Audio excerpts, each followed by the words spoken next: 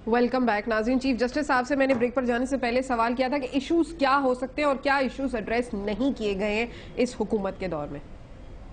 देखिए बीबी, बात बड़ी सीधी है। जो एक प्रॉब्लम है ना हमारे यहाँ, जो पॉलिटिकल गवर्नमेंट्स का प्रॉब्लम ये होता है कि एक लंबी डिक्टेटरशिप आती है, और जब डिक्टेटरशिप आती है तो सारा जोर इस बात पर होता है कि इस डिक्टेटर को निकालना है। लेकिन जो असल काम है कि अगर हम हुकूमत में आ गए तो हमारी प्लानिंग क्या होगी, तो हम पहले से कोई काम नहीं करते।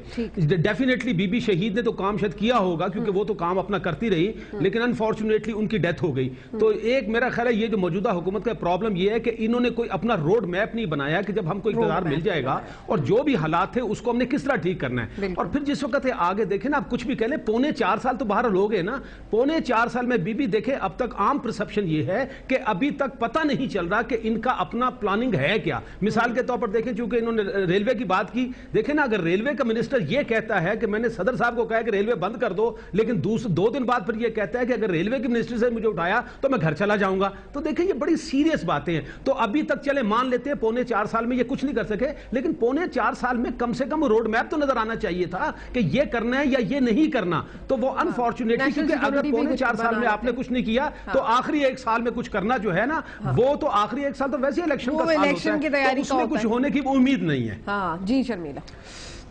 शुक्रिया सोफिया, अच्छी बात करी है जस्टिस साहब ने। देखिए हकीकत तो यही है कि जब एक आमराना दौर आता है तो जो डिक्टेटर होता है वो कोई काम नहीं करता, क्योंकि वो इक़्तिदार पे काबिज होता है और वो जब तक अपना इक़्तिदार खींच सकता है वो खींचता है।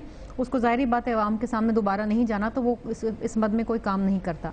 जब भी जमहूरी हुकूमतें आई, आपने एक चीज़ नोटिस करी होगी सोफिया, आप मीडिया की नुमाइंदगी कर रही हैं कि जब एक डिक्टेटर आता है तो साल 2, 3, 4, 5 साल तो तमाम चीज़ों में ठंड पड़ जाता है। हाँ। उसके बाद कहीं छोटा मोटा शोर जो है वो मचना शुरू होता है, जी बहुत हो गया बहुत हो गया। लेकिन जब भी एक जमहूरी हुकूमत आती है 3 महीने बाद से वो कहते हैं नहीं जी ये डिलीवर नहीं किया, वो डिलीवर नहीं किया, निकालो बस हो गया बहुत। आपने देखा होगा जब से पीपल्स पार्टी की गवर्नमेंट आई और कोलिशन के साथ आई है, हमें 3 माह के बोनस पे चलाया है। ऑपोजिशन ने भी सपोर्ट किया, फ्रेंडली ऑपोजिशन का रोल प्ले किया। लेकिन आपने ये देखा कि किस तरीके से तारीखें दी गई, किस तरीके से बाकायदा काउंट डाउन शुरू की गई, किस तरीके से आपके सामने 3 महीने में सोफिया कौन तंग आता है। फ्रेंडली ऑपोजिशन की बात पर भी मैं आती हूँ, लेकिन देखिए आप ये बात तो मानेंगे, हमें कहा गया बजट से पहले चले जाएंगे, बजट के बाद चले जाएंगे, दिसंबर में चले जाएंगे, जनवरी में चले जाएंगे। अभी भी तारीखें मिल रही हैं। पहले 15 दिसंबर की तारीख आई थी, वो गुजर गया, तो अब कहते हैं 27 दिसंबर के बाद, फिर कहते हैं जनवरी, फिर कहते हैं मार्च के इलेक्शन से पहले। देखिए सवाल यहाँ पर ये और आवाम के लिए क्या हो। बिल्कुल, मैं आपको बताऊं कि अब जब आप बात करती हैं ना कि हुकूमत ने क्या, हुकूमत का मतलब क्या होता है?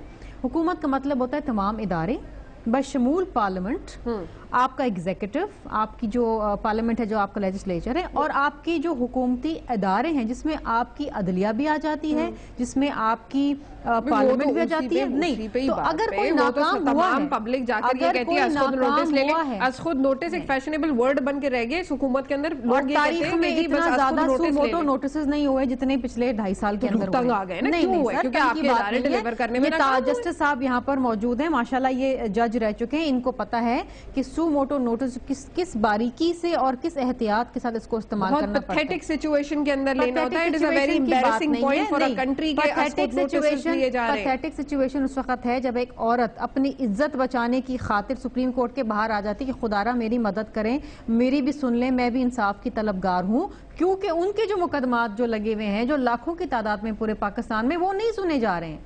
जो इम्पोर्टेंट केसेस हैं वो नहीं सुने जा रहे। इंपॉर्टेंट केसेस क्या है? आवाम को रिलीफ देना है ना, आवाम को रिलीफ है। आपके सिविल केसेस नहीं सुने जाते, आपके रेप केसेस नहीं सुने जाते, आपके बर्न विक्टिम के केसेस नहीं सुने जाते, आपकी चोरी डकैती कत्ल के मुकदमे नहीं सुने जाते। ये जो आप बिजली नहीं है मुल्क के अंदर, रेंटल पावर के लिए भी उनको नोटिस लेना पड़ गया। मतलब देखिए मेरी बात सुने, बिजली नहीं है तो उसका काम सुप्रीम कोर्ट का काम नहीं है। तो क्या करें लोग जब रोडों के ऊपर आएंगे तो सुप्रीम कोर्ट क्या करे? देखिए सोफिया, ये ट्राइकोटमी ऑफ पावर्स के तहत तहत जो है आपकी जो पावर्स हैं वो आइन के तहत सेपरेट, उनकी एक सेपरेशन है। हर इदारे को अपनी हुदूद में रख के काम करना है। अगर तमाम चीजों का नोटिस और हुकूमत काम नहीं कर रही ना, तभी तो लोग रोड में, तभी तो अदलिया को इंटरवीन करना पड़ रहा है। नहीं, देखिए आपको एक चीज समझने से, देखिए एजुकेट करना पड़ता है लोगों को भी, और आपके प्रोग्राम के जरिए लोग एजुकेट होने चाहिए। क्यों? इसलिए कि देखिए तमाम चीजों के अंदर आपको एक वक्त दरकार होता है। अगर आप बिजली के हवाले से ले लीजिए, ज़ईम वहां पर बैठे हुए हैं, लेकिन मुझे ये बताइए, आज नवाज शरीफ साहब आए, उन्होंने कहा कि जी हम अपनी गलतियां जो हैं वो बताने आए हैं सिंध के अंदर, और गलतियों को हम नहीं दोहराएंगे जो हमने सिंध में करी। उन्होंने इस बात का एतराफ किया, भाई आपने थरकोल का प्रोजेक्ट क्यों बंद किया, केटी बंदर का प्रोजेक्ट क्यों बंद किया? आज अगर वो लग जाता तो आपके मुल्क में लोड शेडिंग का नामो निशान नहीं। वो तो कहते हैं कि उनके दौर में तरक्की की शरह दुगनी हो गई थी, नून लीग के पास मईशतदानों की बेहतरीन टीम मौजूद है। मेरी बात सुन लेते हैं ना। बात ये है सोफिया कि आपकी पॉलिसीज का तसलसल होना बहुत जरूरी है। जमहूरी हुकूमतें जब भी इस मुल्क के अंदर आई हैं, 2 साल, 2.5 साल, 18 माह, ये पहली हुकूमत है जो पौने 4 साल कंप्लीट कर रही है, और किस तरह लंगड़ी लूली करती हुई, कभी क्यों हमला कर रहा है, कुर्सी बचाने में टाइम पास हो गया। कुर्सी बचाने का टाइम नहीं, हमने कोशिश ये की है कि मुल्क से सियासी महाजराई का खात्मा हम नहीं चाहते। अभी तक तो नहीं हुआ इलेक्शन, हमारी तरफ से कोशिश है, लेकिन अगर लोग आगे ना सीखें और अगर 90 की दहाई की महाजराई की सियासत में अगर बिलीव करते हैं तो देखिए इसमें पीपल्स पार्टी का तो कसूर नहीं है। और एक चीज जो अभी आपने बात करी ना कि हर कोई ये कहता है, नवाज शरीफ साहब का स्टेटमेंट जो है, उन्होंने कहा कि जी गैर जमहूरी तरीके से या अगर मार्शल लॉ है तो हम उसके सामने हम उसको बर्दाश्त नहीं करेंगे और हम उसके सामने डट के खड़े रहेंगे।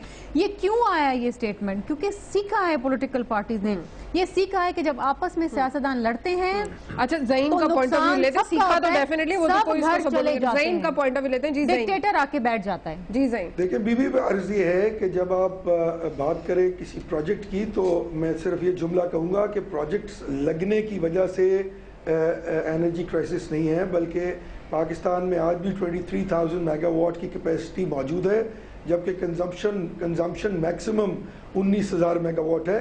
इशू ये नहीं है। जब आप इस गवर्नमेंट की तशरीह करने जाएं तो हम जो तशरीह करते हैं उसमें सबसे पहले जो आपका सिस्टम डिप्लीट हो गया है, आपका पूरा सिस्टम डिप्लीट हो गया है, कई साल 50-60 साल पुराना है, डिप्लीट होता है। जितनी उनकी इंस्टॉल्ड कैपेसिटी होती है वो आप नहीं आप कर सकते। 22,000 मेगावाट मुझे बात कंप्लीट करने दें। आपकी ट्रांसमिशन लाइंस पुरानी है। नहीं, आप देखिए बड़ी अच्छी आर्गुमेंट करते हैं और पढ़ी लिखी आर्गुमेंट करते हैं, because you know your dynamics. Time तो दे देना, वो बोल तो लें। तो ये बताना जरूरी है कि आज अगर 3,000 मेगावाट कम प्रोड्यूस हो रही है तो सही है। सर्कुलर डेट का भी प्रॉब्लम है, जब शोर होता है पंजाब में तो खत्म है, वो हम मानते हैं, लेकिन ये हमने तो क्रिएट नहीं किया ना, ये तो कई सालों से चला आ रहा है। हाँ। नहीं, ये भी आपने किया, मैं प्रूव कर देता हूँ आपको। कैसे? प्रॉब्लम ये है, देखिए बात ये है कि वो डायरेक्टली रिलेटेड है ऑयल की सप्लाई से और अवेलेबल कॉस्ट से। आप लोग अवेलेबल कॉस्ट रिकवर नहीं कर पाए और आप ऑयल की जो नेचुरल प्राइस है जो पूरे दुनिया में है, हाँ, उसको इन्फ्लेट करते हैं 38 to 40%, क्योंकि आप सीबीआर के जरिए टैक्स कलेक्शन में नाकाम हो चुके हैं। आप अपनी तमाम तर मामलात को चलाने के लिए सिर्फ ऑयल के जरिए पैसे इकट्ठे कर रहे हैं, जिससे आप मुझे बहुत इंपॉर्टेंट बात है, इस तरह 712 बिलियन टैक्स एफबीआर ने कलेक्ट किया पिछले 5 माह में। ये 28% इंक्रीज है। अच्छा शर्मिला, उनको पॉइंट ऑफ व्यू देना, मुझे ब्रेक पे जाना है। I have to correct him wherever he is not bringing the right facts. 28% नहीं, आप तो 38% to 45% टैक्सेस इंक्रीज कर रहे हैं बीबी। ऑयल प्राइसेस इंक्रीज करने से कोई फर्क नहीं पड़ता। पर बैरल क्या कीमत है? $110 पर बैरल, आपको ये पता होना चाहिए। आज 102 थी। अर्ज ये है कि उस 102 पे आप पर बैरल, हाँ, अब मैं लीटर्स के हिसाब में बताता हूँ, 38 रुपीज ओवर एंड अबव आप उस पर गवर्नमेंट लेवी ले रहे हैं। देख लीजिए, पूछ लिए किसी से, क्योंकि आप टैक्स कलेक्शन बाहर से नहीं कर पा रहे, ये डायरेक्ट टैक्सेशन आपको आ जाती है, आप उससे मुल्क के मामला चला रहे हैं। मैं इस तरह बात नहीं कर सकता जी, मैं बात नहीं कर सकता इस तरह। अच्छा ज़ईम, चले मुझे मौका दे दें, एक ब्रेक लेते हैं, ब्रेक से वापस आते हैं, आपका पॉइंट ऑफ व्यू लेंगे, शर्मिला से भी जवाब लेंगे, नाज़िम मेरे साथ रहिए।